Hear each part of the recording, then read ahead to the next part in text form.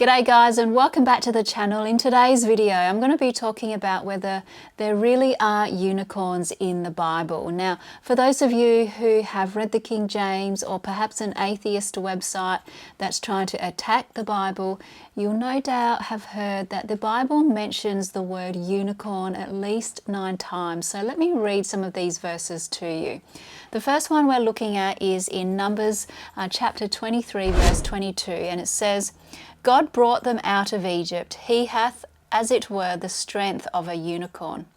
Numbers 24 verse 8. God brought him forth out of Egypt. He hath, as it were, the strength of an unicorn. He shall eat up the nations, his enemies, and shall break their bones. Psalms 92 verse 10. But my horn shalt thou exalt like the horn of an unicorn. I shall be anointed with fresh oil. So does this mean that Christians should believe in unicorns? Well, the Hebrew word refers to some kind of strong creature like a wild ox. The BDB Hebrew Dictionary says, probably the great aurochs or wild bulls which are now extinct. The exact meaning is not known. Furthermore, these animals could have more than one horn. In Psalms 22 verse 21 it says, Save me from the lion's mouth, for thou hast heard me from the horns of the unicorns. In Deuteronomy 33 verse 17, his glory, referring to the glory of the tribe of Joseph, is like the firstling of his bullock, and his horns are like the horns of unicorns. But why did the King James Version translators use the word unicorn? Well, the King James Version translators consulted the Latin Vulgate when doing their translations. And the Latin Vulgate sometimes used the word unicornus, and sometimes it used the word rhinoceros.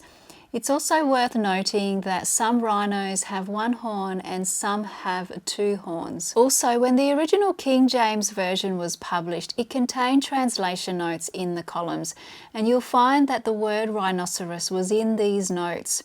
Now, furthermore, the word unicorn has evolved over time, and if you were to read old English dictionaries from hundreds of years ago, you'll find that the word was used to describe a rhinoceros. So this makes a lot of sense because a rhino is like a wild ox, but it's not like the kind that you could domesticate.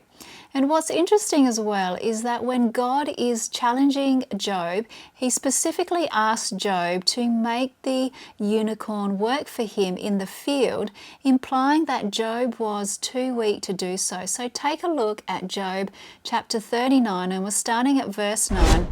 Will the unicorn consent to serve you? Will it stay by your manger at night? Can you hold it to the furrow with a harness? Will it till the valleys behind you? Will you rely on it for its great strength? Will you leave your heavy work to it? Can you trust it to haul in your grain and bring it to your threshing floor? So obviously Job could not do this. If he tried to put a plough or yoke on a rhino, it would most likely go crazy and try to kill him. So it may well be that the Bible is referring to a rhinoceros when it is talking about unicorns. Anyway, I'd love to know your thoughts. Please be sure to leave me a comment below. I'd love to know your thoughts on this topic. I hope you've enjoyed it, and you'll see me again in my next video. Thanks so much for watching. Bye bye.